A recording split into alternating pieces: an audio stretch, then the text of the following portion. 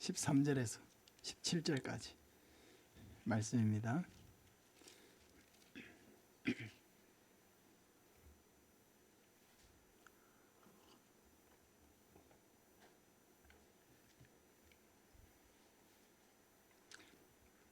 마태복음 16장 13절에서 17절까지 우리 한 목소리로 같이 읽겠습니다. 같이 읽겠습니다. 예수께서 빌립보 가이사랴 지방에 이르러 제자들에게 물어 이르시되 사람들이 인자를 누구라 하느냐 이르되 더러는 세례 요한 더러는 엘리야 더러는 예레미야나 선지자 중에 하나라 하나이다. 이르시되 너희는 나를 누구라 하느냐 시몬 베드로가 대답하여 이르되 주는 그리스도시요 살아계신 하나님의 아들이시니이다. 예수께서 대답하여 이르시되 바요나 시몬아 네가 복이 있도다. 이를 내게 알게 하니는 혈육이 아니요 하늘에 계신 내 아버지시니라. 아멘. 놀라운 신앙 고백이란 제목으로 말씀을 전하겠습니다.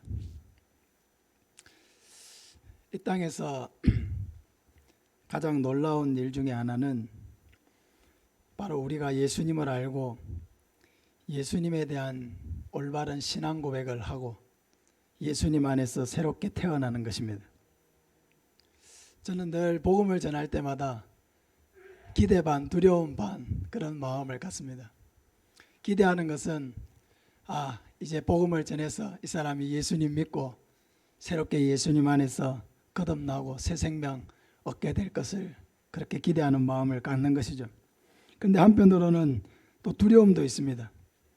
내가 열심히 나름대로는 복음을 전했지만은 믿지 않고 또 끝까지 고집 피우고 거절하면 어떡하나 그런 두려움이 있습니다. 우리 마음속에 다 거절에 대한 두려움이 있죠. 복음 전할 때마다 제 마음속에 항상 그런 두려움이 있습니다.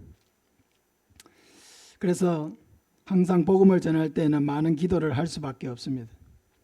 그러면서도 한편으로는 이것이 내 힘으로 되는 것이 아니기 때문에 이 영혼을 구원하는 것도 하나님께 속한 것이고 이 영혼이 아직 때가 되지 않은 것도 하나님께 속한 것이니까 하나님께서 알아서 하십시오.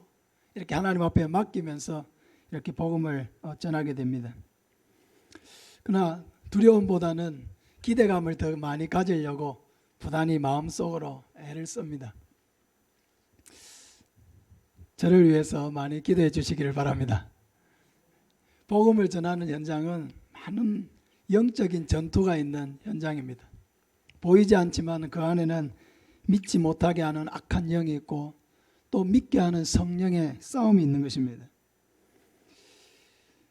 예수님과 제자들은 가이사랴 빌립보 지방으로 갔습니다. 가이사랴 빌립보는 우리가 잘 아는 빌립보 교회가 있는 곳하고는 완전히 다른 것입니다. 빌립보 교회는 마게도냐에 있고 가이사랴 빌립보는 이스라엘의 최북단에 있는 도시입니다. 이 가이사랴 빌립보는 또 가이사랴하고도 또 다른 것입니다. 가이사랴라고 할 때는 지중해 연안의 그 해상도시, 아주 발달된 해상도시를 말하는 것이고요. 이 가이사랴 빌립보는 헤롯 빌립 2세가 로마 황제를 기리기 위해서 만든 도시입니다. 그래서 그 이 가이사라는 말이 로마 황제를 칭하는 호칭이죠. 그래서 가이사랴 빌립보 이 도시를 만든 자기 이름을 붙여서 가이사랴 빌립보라고 이렇게 한 것입니다. 예수님은 이곳에서 제자들에게 이렇게 물으십니다. 13절 14절 보면 예수께서 빌립보 가이사랴 지방에 이르러 제자들에게 물어 이르시되 사람들이 인자를 누구라 하느냐 이르되 더러는 세례 요한 더러는 엘리야 어떤 이는 예레미야나 선지자 중에 하나라 하나이다. 이 사람들의 대답이 우리에게 가르쳐 주는 것은 이 사람들은 예수님을 모른다는 것을 가르쳐 주는 것이죠. 예수님을 모르기 때문에 예수님에 대해서 엘리야다 또 예레미야다 혹은 선지자 중에 한 사람이다 혹은 죽었던 세례 요한은 순교를 당해 죽었는데 그 세례 요한이 다시 살아난 것이다. 이런 식으로 대답하는 것은 예수님을 모르기 때문에 이렇게 대답하는 것입니다. 제자들의 대답을 다 들으신 예수님은 다시 한번 제자들에게 물으십니다. 15절 16절 보면 이르시되 너희는 나를 누구라 하느냐 시몬 베드로가 대답하여 이르되 주는 그리스도시요 살아계신 하나님의 아들이시니이다. 우리 한번 고백합시다. 주는 그리스도시요 살아계신 하나님의 아들이시니이다. 그리스도라고 하는 것은 헬라어죠. 문자적으로 기름 부음을 받은 자라는 뜻입니다. 그러나 의미상으로는 구원자라고 하는 뜻입니다.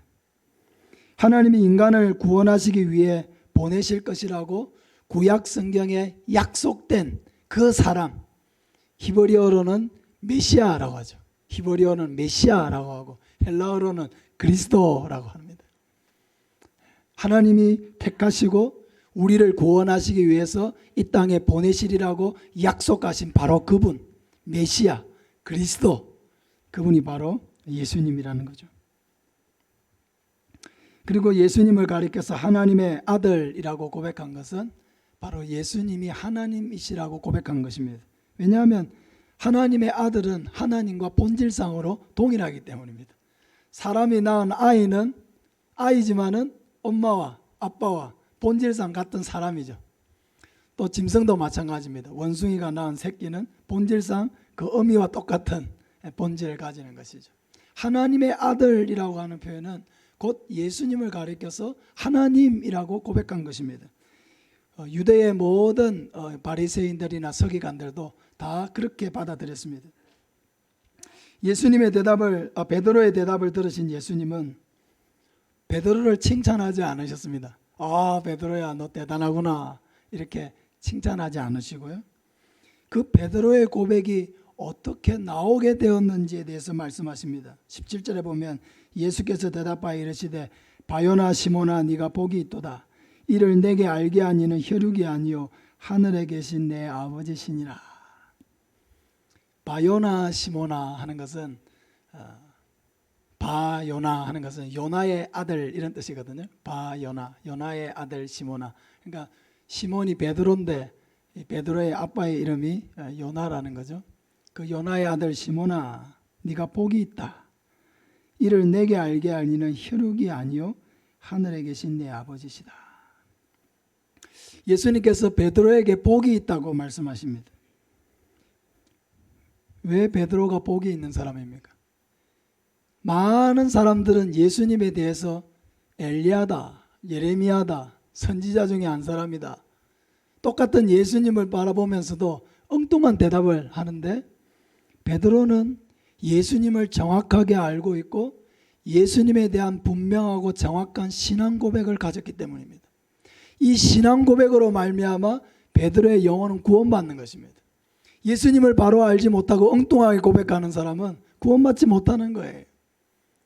그러나 베드로와 같이 올바른 신앙 고백을 가졌기 때문에 그 고백은 구원받는 고백, 죄 사함을 받는 고백, 영원한 천국에 이르는 고백, 그러니까 그 고백을 하는 사람이 복된 것입니다. 그런 고백을 하는 베드로가 복된 것입니다. 그런 고백을 하는 우리가 복된 성도인 줄로 믿습니다.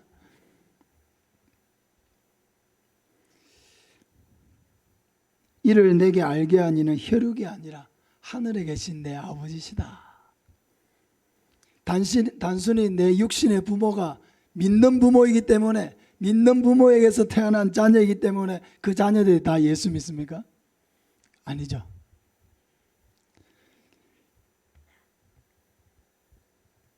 단순히 베드로의 고백이 이런 혈육으로 난 고백이 아니라는 것입니다. 내 부모가 예수를 믿기 때문에 너도 그런 똑같은 고백을 하는구나, 이게 아니라는 거예요. 자동적으로 나오는 고백이 아니라고 하는 것입니다. 우리가 올바른 신앙 고백을 하고 죄 사함을 받고 하나님의 자녀가 되고 영원한 천국에 들어가는 그런 사람이 된 것은 하늘에 계신 예수님의 아버지 곧 성부 하나님으로부터 말미암았다는 것을 예수님이 말씀하고 있습니다. 우리에게 나오는 이 신앙 고백이 누구에게서 왔다고요? 하나님에게서 왔다는 것입니다. 요한복음 1장에도 똑같은 말씀이 있습니다. 요한복음 1장 12절 이하에 보면 영접하는 자 곧 그 이름을 믿는 자들에게는 하나님의 자녀가 되는 권세를 주셨으니 이는 혈통으로나 육적으로나 사람의 뜻으로 나지 않냐고 오직 하나님께로부터 난 자들이니라. 할렐루야. 우리 다시 한번 같이 한번 읽겠습니다. 12절 13절 시작. 영접하는 자 곧 그 이름을 믿는 자들에게는 하나님의 자녀가 되는 권세를 주셨으니 이는 혈통으로나 육정으로나 사람의 뜻으로 나지 아니하고 오직 하나님께로부터 난 자들이니라. 하나님께로부터 났다는 거예요. 베드로의 신앙 고백이 어디서 왔다고요? 하나님에게서 왔다는 것입니다.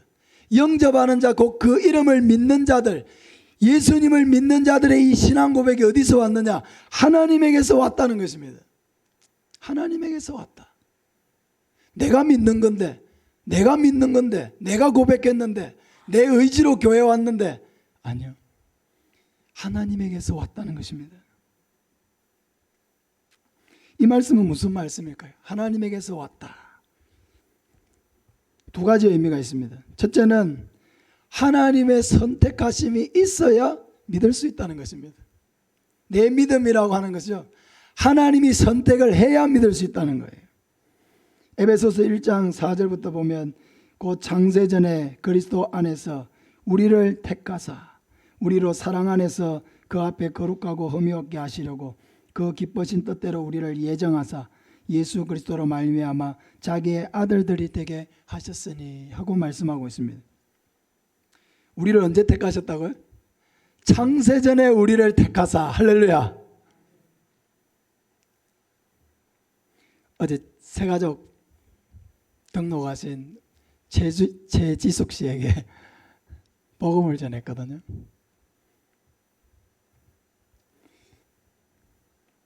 기쁘게 예수님을 영접했습니다.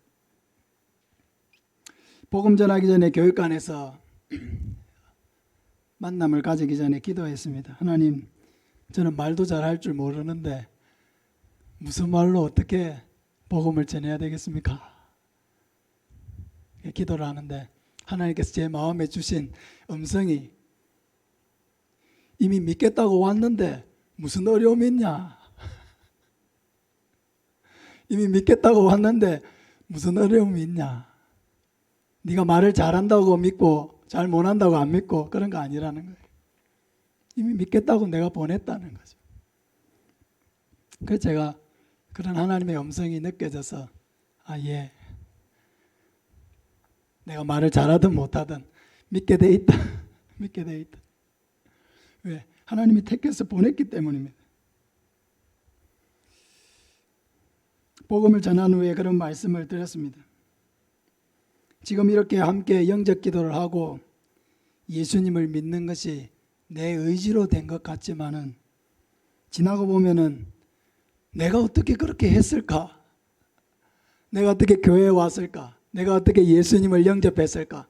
지나고 보면은 내가 한 것이 아니고 하나님이 하셨다는 것을 알게 될 것입니다.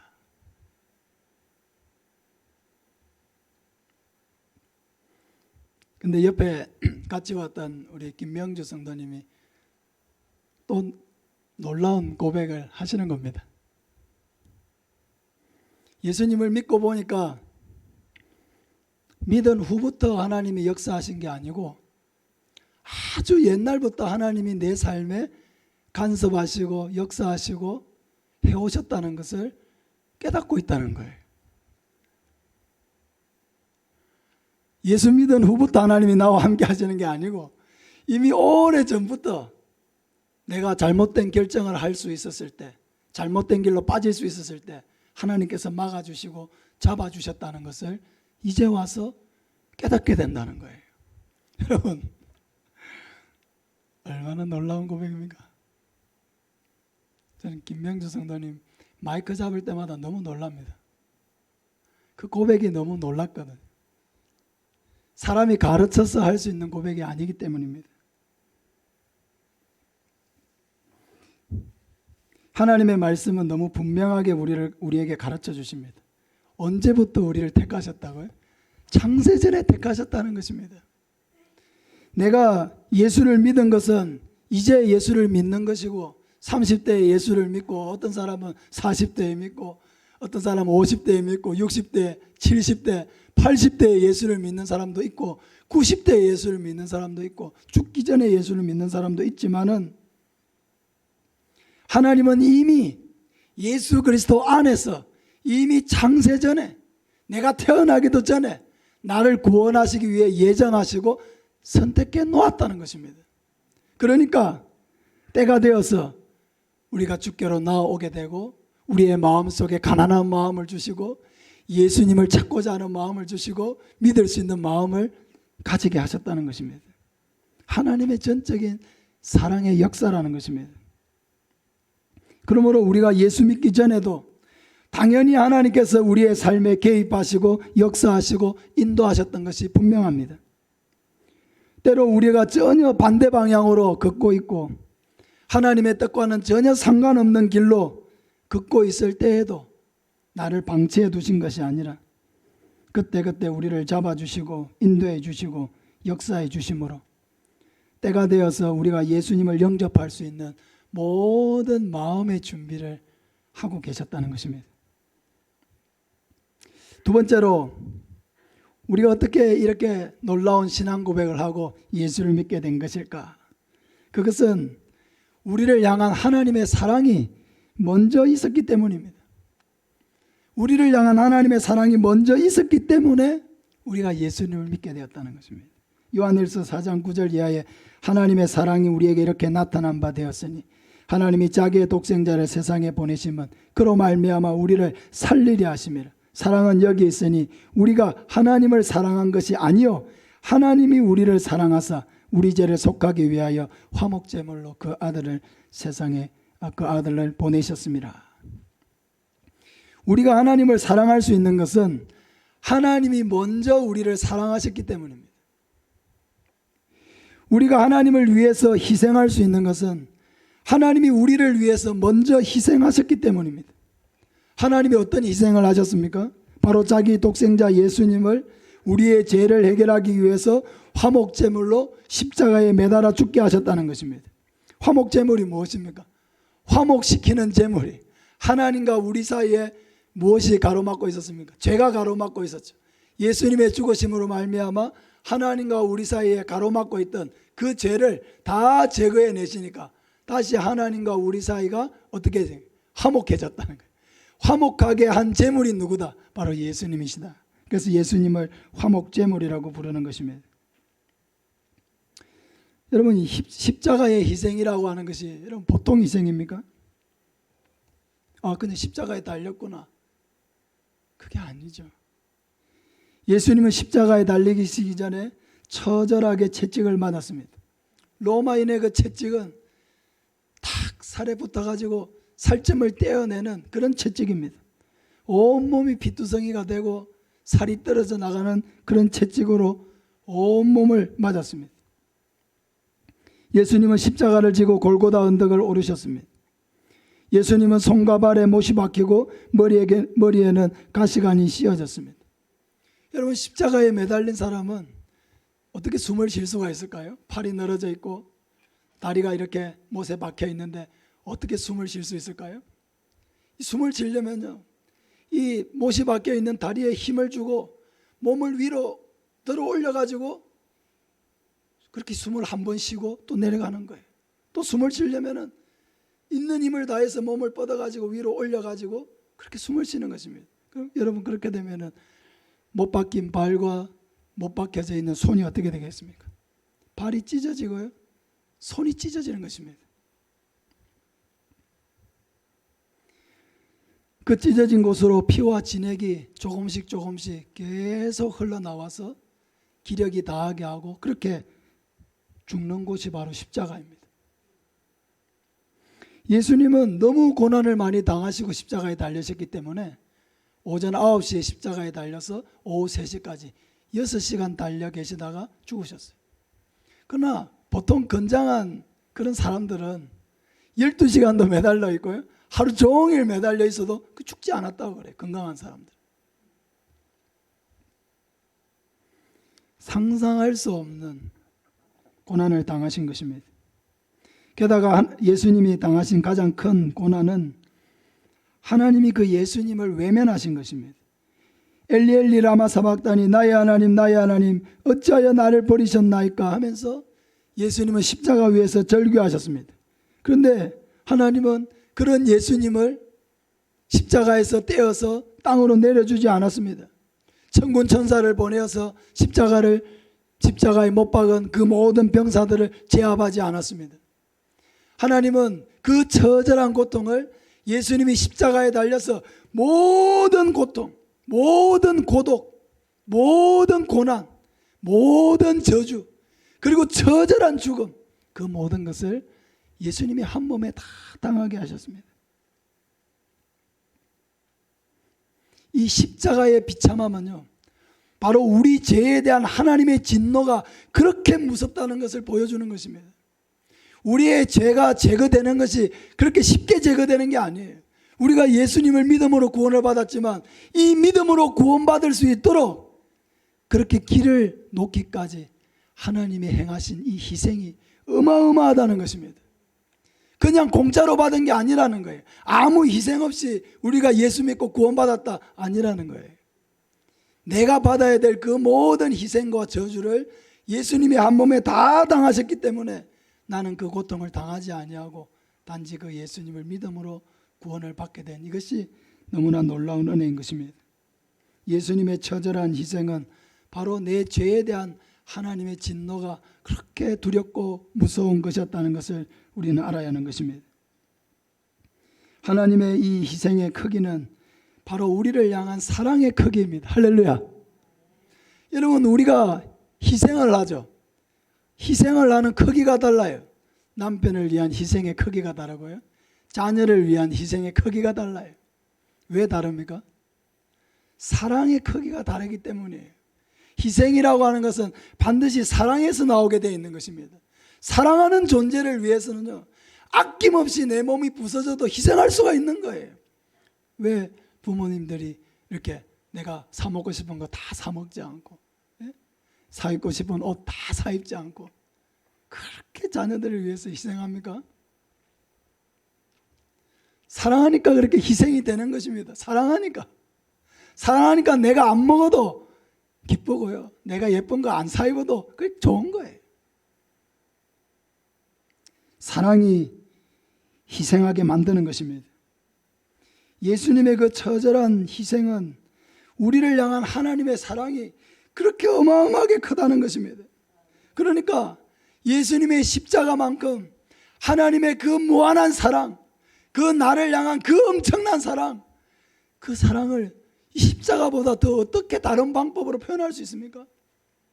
하나님이 우리를 위해서 예쁜 집 하나 사놓고 내가 너를 이렇게 사랑한다, 예쁜 옷 하나 사놓고 내가 너를 이렇게 사랑한다, 정말 먹을 수 없는 희귀한 음식들을 먹을 수 있는 식당에 데려가서 내가 너를 이렇게 사랑한다.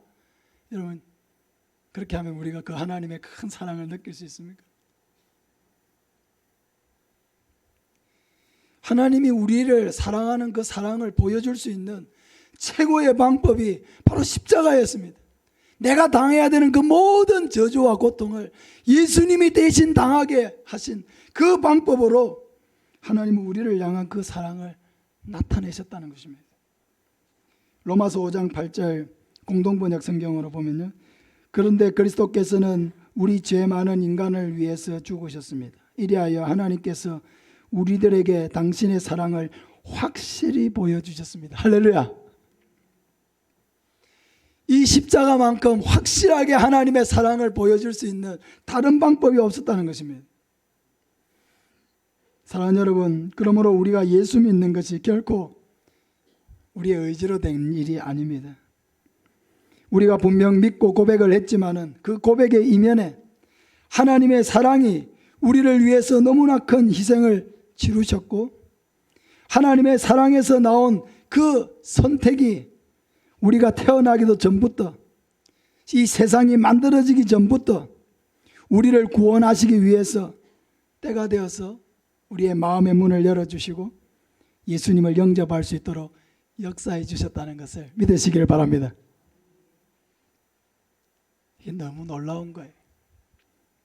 그러니까 한 사람이 예수님을 믿고 고백하는 그 현장이 너무 놀랍습니다. 복음을 전할 때마다요, 어떻게 이분이 예수님을 믿는다고 할까? 이분이 어떻게 예수님을 구주로 영접하고 자기가 죄인이라는 것을 고백하고 이렇게 예수님을 믿을까? 전도를 할 때마다 너무너무 놀라게 되는 것입니다. 여러분, 하나님이 우리를 구원하시고 하나님이 우리를 다 선택하시고 또 우리를 위해 이렇게 큰 희생을 치르셨기 때문에 그럼 하나님이 다 알아서 하시겠지? 그것은 아닙니다. 왜냐하면 예수님도 친히 많은 사람들을 찾아다니면서 전도의 모범을 보여주셨기 때문입니다. 마가복음 1장 38절에 이르시되 우리가 다른 가까운 마을들로 가자. 거기서도 전도하리니 내가 이를 위하여 왔노라. 여러분, 예수님이 전도한다고 해서 다 믿지 않았습니다. 예수님은 너무 성령 충만하시고 은혜 충만하시고 하나님이신데도 예수님이 전도했을 때도 많은 사람들이 예수님을 핍박하기도 하고요, 거부하기도 하고 우리 마을을 떠나라고 하기도 했습니다. 그러나 예수님은 제자들을 이렇게 재촉하시잖아요. 우리가 다른 가까운 마을들로 가자.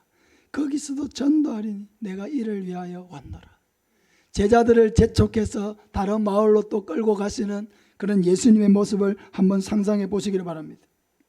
그런 의지를 어떤 마음을 가지셨길래 예수님이 지금 제자들을 재촉해서 이 마을 저 마을을 다니시는 것일까? 오늘 우리가 코로나 전에 마을마다 이렇게 다녔지 않습니까? 저 마음속에 그런 마음들이 있는 거죠. 이 마을에 하나님이 택하신 사람이 있을까? 저 마을에 그렇게 하나님이 택해 놓으신 사람들이 있을까?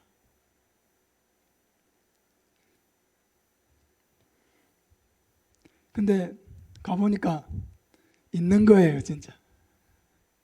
전혀 생각지도 못한 분들이 교회를 나오기 시작한 거예요. 예수님이 이렇게 다니시는데 우리가 안 다닐 도리가 있습니까? 예수님이 이렇게 택해 놓은 영혼들을 찾아다니시는데 우리는 가만히 앉아 있을 도리가 있습니까? 한 영혼이라도 더 찾아내려고 애를 써야 합니다. 좀 전에 말씀드렸듯이 어제 최지숙 씨 이렇게 오셔서 복음 전하고 영접 기도하고 예수님을 영접했습니다. 지난주에는요, 이경환 씨, 우리 전미자 집사님 인도하신 분이죠. 전미자 집사님 조카 이경환 씨 이렇게 집에 찾아가서 복음 전하고 그때 예수님 믿고 이렇게 영접했습니다. 얼마나 놀랍습니까?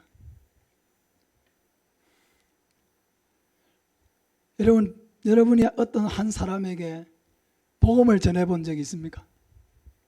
그 영혼을 정말 안타깝게 여기고 불쌍히 여기는 마음으로 정말 이 복음을 그들이 듣고 믿기만 하면은 영원한 생명을 얻을 텐데 예수님 안에서 새로운 삶을 얻을 텐데 하는 그런 안타까운 마음을 가지고 한 사람에게라도 태어나서 단 한 사람에게라도 진지하게 이 복음을 전해본 일이 있습니까? 그리고 내가 전한 그 복음을 통해서 그들이 그 자리에서 예수님을 믿고 기뻐하는 모습을 본 적이 있습니까? 여러분, 이건 놀라운 일입니다. 안전뱅이가 일어나는 게 기적이 아니고요, 한 사람이 예수를 믿는 게 기적입니다. 왜? 죽은 자가 살아나는 것이기 때문입니다. 할렐루야. 죽은 영혼이 살아나는 것이기 때문에 여러분, 죽은 자가 살아나는 것보다 더 놀라운 기적이 있습니까? 자신을 죄인이라고 고백하고 예수님을 나의 구원자라고 하는 이 고백이 그냥 나올 수 있는 고백입니까, 여러분? 하나님의 성령이 역사하지 않으시면 결단코 사람은 자기가 죄인이라는 거 고백할 수 없습니다. 예수님만이 나의 구원자라고 고백할 수가 없습니다. 고린도전서 12장 3절에 성령이 아니어서는 예수를 주시라 할 수 없느니라. 할렐루야. 성령이 아니어서는 결단코 이런 고백이 이루어질 수가 없는 것입니다. 지난주 세례식 마치고 우리 박준태 성도님 이렇게 소감 발표하셨죠. 평생 한 번도 생일을 기뻐해 본 적이 없다잖아요. 이 육신의 생일을 한 번도 기뻐해 본 적이 없었는데 세례를 받고 세례받을 날이 이렇게 다가오는데, 제가 개인적으로 또 만나서 얘기를 해보니까 세례받을 날이 다가오는데 마음속에 이게 진짜 내 생일이라는 생각이 들더라는 거예요.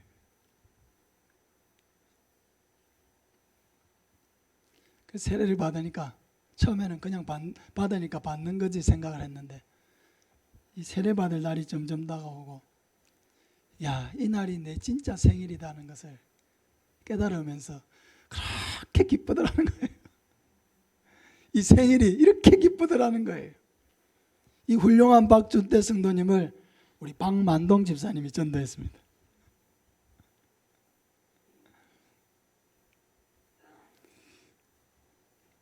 여러분, 한 영혼을 이렇게 전도해서 예수 믿고 예수님 안에서 아름답게 자기의 삶이 변해가는 모습을 볼 때, 여러분, 이건 놀라운 기적입니다. 사람이 가르쳐서 할 수 있는 일이 결단코 아니고, 하나님이 우리 안에 오셔서 우리 마음을 변화시켜 갈 때 나타날 수 있는 가장 아름답고 가장 멋진 그런 고백인 것입니다. 사랑하는 여러분, 우리에게 중요한 것은 영혼들에게 관심을 가지는 것입니다. 왜 우리가 영혼들에게 관심을 가져야 되느냐? 사실은 모든 사람이 예수님을 필요로 하기 때문입니다. 그들은 예수님이 필요한데 예수님이 필요한 줄 모르고 엉뚱한 것을 계속 붙잡으려고 해요. 예수님을 모셔드려야 자기의 모든 마음의 그 공허함이 해결될 수가 있는데, 예수님을 붙들려고 하는 게 엉뚱한 걸 붙드는 거예요. 뭘 붙들어야 될지 몰라가지고 잡히는 대로 붙드는 거예요. 붙든다고 해가지고 거기에서 내가 얻고자 하는 게 얻어집니까? 결단코 얻어지지가 않죠. 예수님이라야 해결될 수 있는 문제이기 때문에 예수님이 아닌 것을 붙잡아서는 결단코 해결될 수가 없는 것입니다. 그러므로 우리는 모든 사람들이 잘 몰라서 이것도 붙들고 저것도 붙들고 살아가고 있지만은, 그들이 정말로 필요한 것은 예수님이라는 것을 우리는 분명하게 확신해야 하는 것입니다. 우리는 다 죄인이기 때문에 이 죄의 문제를 해결한 예수 그리스도 외에는 결단코 우리의 마음에 평안과 만족을 줄 수 있는 분은 없는 것입니다. 예수님을 모시고 변해가는 사람들을 볼 때마다 너무나 기쁘고 행복합니다. 예수님을 믿는 사람들을 볼 때마다 기적이 따로 없다는 생각을 갖습니다. 이렇게 놀라운 기적이 내 눈앞에서 일어나는구나. 어떻게 이렇게 예수님을 영접하고 예수님을 믿겠다고 하는 사람이 생길 수 있을까? 그러나 여러분, 몰라서 그렇지 알고 나면은 예수님보다 귀한 것은 없는 것입니다. 항상 영혼들에게 관심을 가지고 그들의 마음에 있는 이 모든 고통이 다 예수님을 믿지 않는 데서 온 고통이라는 것을 우리가 알고, 예수님을 전하여 많은 생명을 살리는 저와 여러분 되시기를 예수님의 이름으로 축복합니다. 우리 같이